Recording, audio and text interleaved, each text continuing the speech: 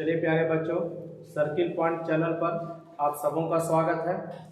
हम लोग फिर एक बार आज बिहार स्पेशल पार्ट 2 में आए हैं और क्लास शुरुआत करने से पहले हम लोग प्रार्थना बोल लें। तो बोला जाए, सफलता मेरा जन्मसिद्ध अधिकार है, जब तक नहीं मिलेगा आराम हराम है। तो बढ़ते हैं क्लास की ओर। बिहार स्पेशल भाग 2 पार्ट 1 इसका प्ले लिस्ट में आप जाकर देख लेंगे कि पार्ट 1 भी इसका बनाया हुआ है। बिहार स्पेशल से हम लोग प्रत्येक संडे को बिहार स्पेशल का क्लास ले रहे हैं।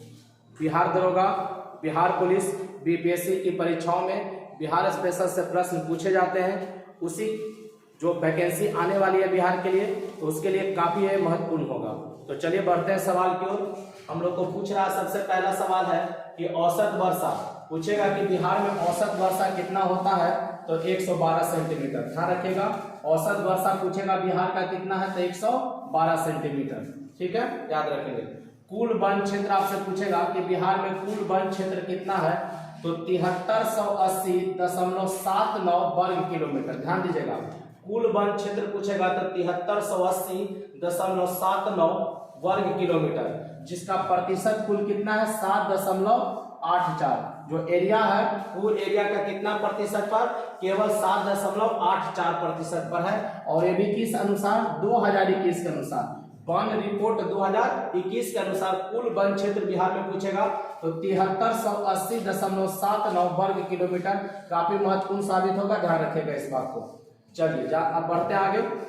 सर्वाधिक वर्षा वाला जिला, ध्यान दीजिएगा, पूछेगा कि बिहार में सर्वाधिक वर्षा वाला जिला कौन है, तो किशनगंज है। ध्यान देंगे, किशनगंज है। बिहार में टोटल 38 जिला है, 38 जिला है, उसमें सबसे अधिक वर्षा कहाँ होगी, तो किशनगंज में। सबसे कम वर्षा वाला जिला औरंगाबाद, सबसे कम वर्षा वाला जिला औरंगाबाद। सबसे गर्म या ठंडा, गर्म भी पूछेगा और ठंडा भी पूछे तो दोनों में हम लोग का गया हो जाएगा। कौन हो जाएगा, गया। गर्म और ठंडा जिला गया। समुद्र तल से ऊंचाई पूछा जाएगा कि बिहार में जो समुद्र तल से औसत ऊंचाई है वो कितना है, तो 173 फीट। औसत ऊंचाई कितना समुद्र तल से हम लोग है, तो 173 फीट है बिहार का।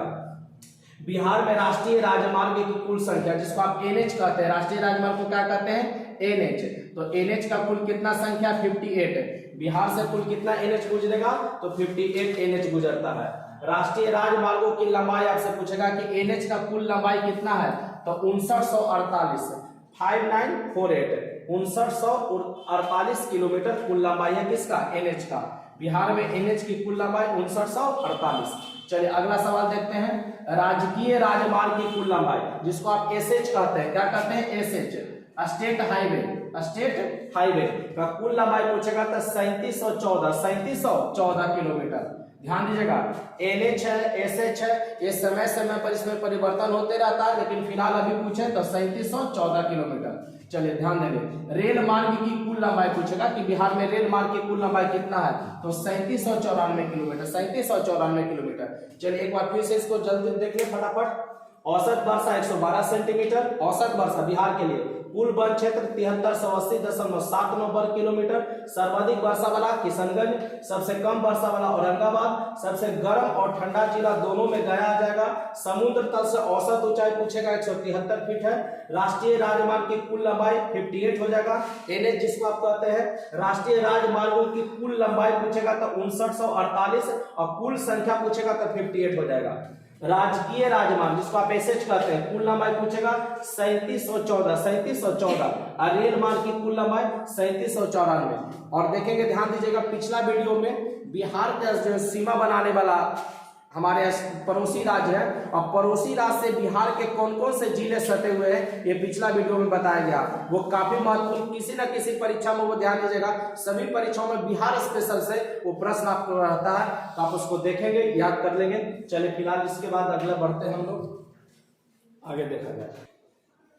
चलिए तो बढ़ते हैं आगे प्रशासनिक परिचय की ओर।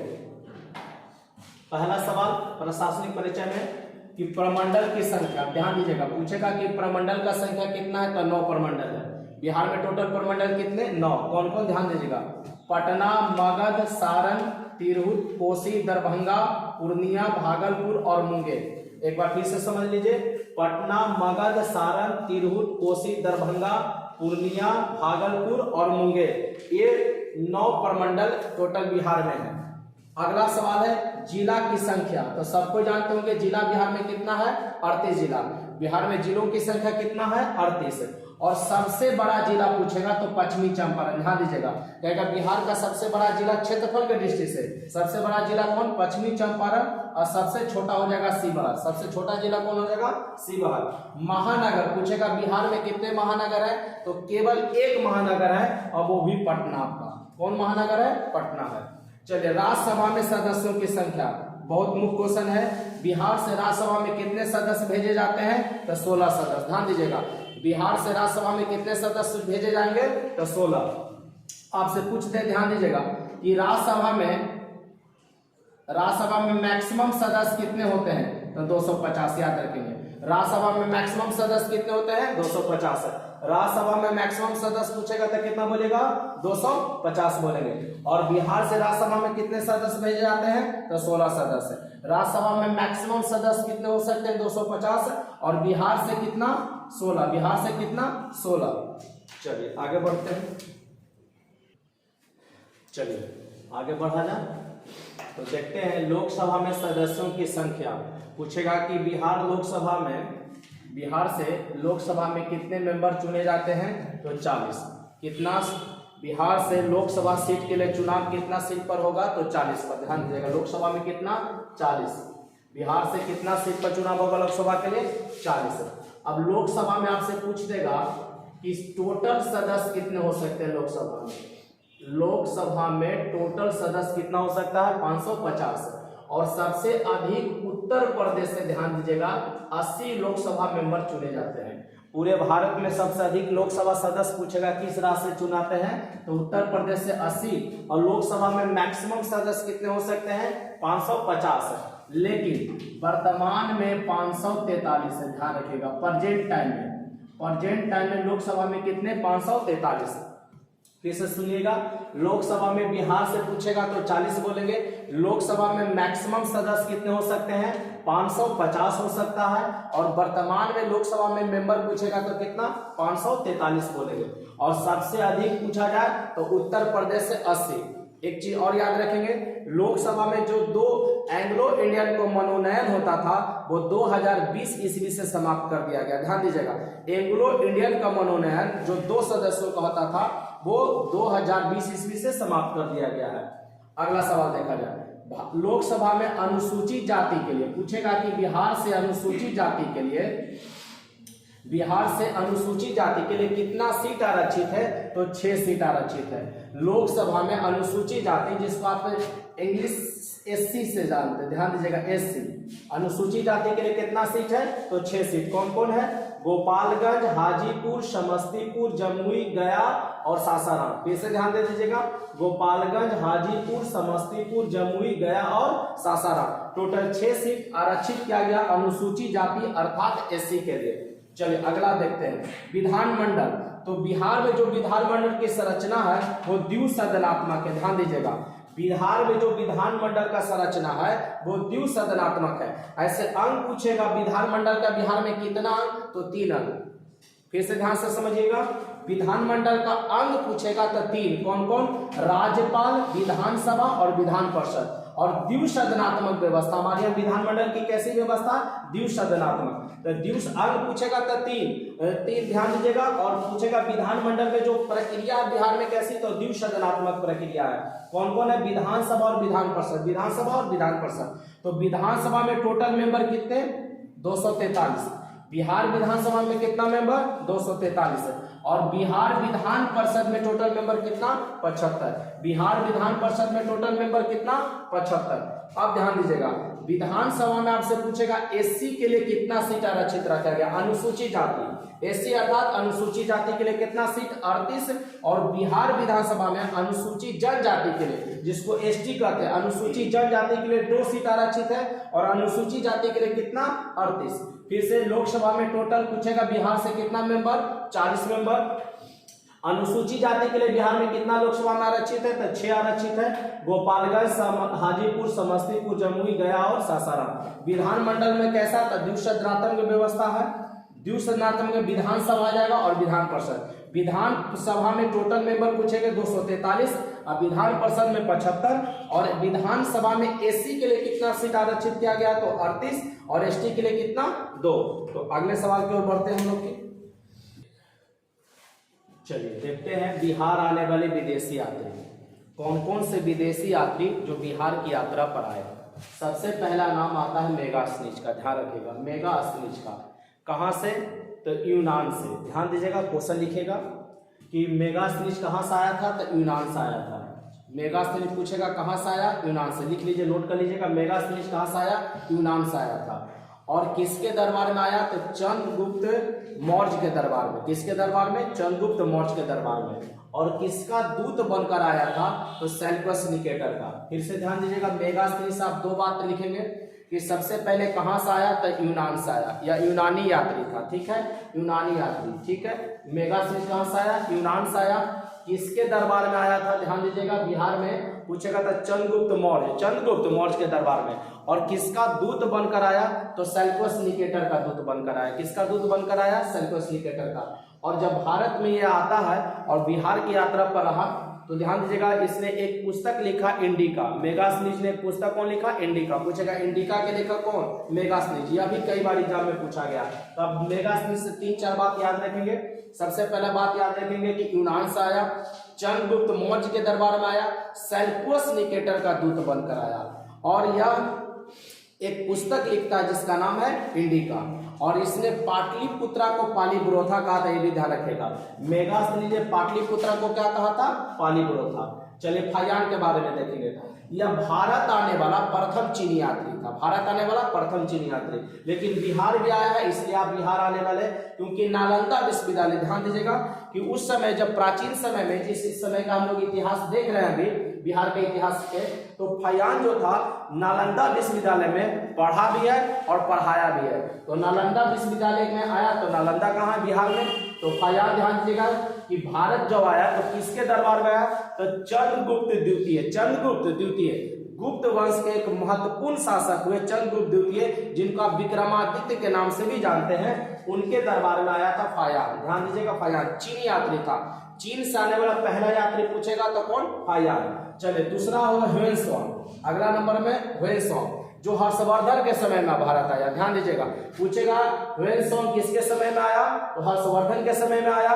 और यह भी चीनी यात्री। 3 ध्यान देंगे, फायान, ह्वेनसांग और इति सिंह, ये तीनों चीनी यात्री है। ध्यान दीजिएगा, चीनी यात्री, चीनी यात्री मतलब चीन से आया। कहां से आया, चीन से। तो ह्वेनसांग के बारे में लिख लीजिएगा, किसके दरबार में तो हर्षवर्धन के दरबार में। किसके दरबार में, हर्षवर्धन के दरबार में आया था, ठीक है। इन्होंने भी नालंदा विश्वविद्यालय का अध्ययन, नालंदा विश्वविद्यालय में अध्ययन किया और बिहार का भ्रमण भी किया। ह्वेनसांग के बारे में लिखेंगे, इसे यात्रियों का राजकुमार कहा गया। यात्रियों का राजकुमार, शाक्य मुनि और नीति का पंडित। ह्वेनसांग के नाम लिख लेंगे, यात्रियों का राजकुमार पहला, नीति का पंडित और शाक्य मुनि कहा गया। इति सिंह भी बिहार की यात्रा पर आया था, जो कि चीनी यात्री था। कोई खास इंपोर्टेंट इति सिंह नहीं है, लेकिन फायान और ह्वेनसांग आपके लिए खास महत्व रखते हैं। अब ध्यान रखिएगा, प्रथम अंग्रेज यात्री जो पटना आया था, मुगल दरबार में आया और पटना की यात्रा पर आया। और 1585 से 87 के बीच में, 1585 से 87 के बीच में वो रॉल्फ फिंच। एग्जाम में कई बार बीपीएससी हो, बिहार दरोगा पूछा हुआ क्वेश्चन है, ध्यान रखेंगे। पहला अंग्रेज यात्री पूछेगा कौन तो रॉल्फ फिंच। किस पटना आया, कहाँ आया, पटना। लेकिन ये ओवरऑल भारत आया था मुगल दरबार में। कहाँ आया, मुगल दरबार में। लेकिन पटना की यात्रा पर आया रॉल्फ फिंच, इसलिए पहला अंग्रेज यात्री पूछेगा तो क्या बोलेंगे, रॉल्फ फिंच। और चीनी यात्री बोलेगा तो फायान। अगर ओवरऑल आपसे पूछ दे कि बिहार आने वाला पहला विदेशी नागरिक कौन था या विदेशी यात्री कौन था, तो वो मेगास्थनीज हो जाएगा। चलिए पीटर मुंडी, यह भी अंग्रेजी यात्री था। यह भी क्या था, अंग्रेजी यात्री। यह भी पटना की यात्रा पर आया 1632 में, 1632 में पीटर मुंडी। ध्यान रखेंगे, रॉल्फ फिंच और पीटर मुंडी, रॉल्फ फिंच और पीटर मुंडी दोनों अंग्रेज यात्री हैं। एक 1585 से 87 के बीच में आएगा, एक 1632 में आएगा और दोनों पटना आया है, दोनों पटना आया है। चलिए एक है जो लास्ट है, जॉन ट्रैवनियर। जॉन ट्रैवनियर ये फ्रांसीसी यात्री है। जॉन ट्रैवनियर फ्रांसीसी यात्री है, जो कि 17वीं शताब्दी के आसपास पटना आया था। 17वीं शताब्दी के आसपास पटना आया। तो विदेशी यात्री जो बिहार आए थे, मेगास्थनीज, फायान, वेल्सॉन, I Tsing, Ralph Fitch, Peter Mundy, ध्यान रखेंगे, और जॉन ट्रेबियर, जिसमें मेगा सीरीज यूनान से, फायान, वेल्सॉन, इतिसिंग चीनी यात्री है, रॉल्फ फिच, पीटर मुंडी अंग्रेज यात्री, और जॉन ट्रेबियर वे फ्रांसीसी यात्री है। तो उम्मीद करता हूं कि आप लोग को समझ में आ रहा होगा, आप याद कर लेंगे। परीक्षाओं में डायरेक्ट सवाल आपसे पूछे जाते हैं कि पहला अंग्रेज यात्री कौन, तो रॉल्फ फिच, पहला चीनी यात्री कौन, तो फायान। ये तो एग्जाम में कई बार पूछा है कि भारत आने वाला पहला चीनी यात्री कौन, तो फायान। अब बिहार के लिए भी, क्योंकि नालंदा विश्वविद्यालय में पढ़ा और पढ़ाया है, तो नालंदा विश्वविद्यालय बिहार में ही है। तो चलिए कुछ और आगे प्रश्न देख लें।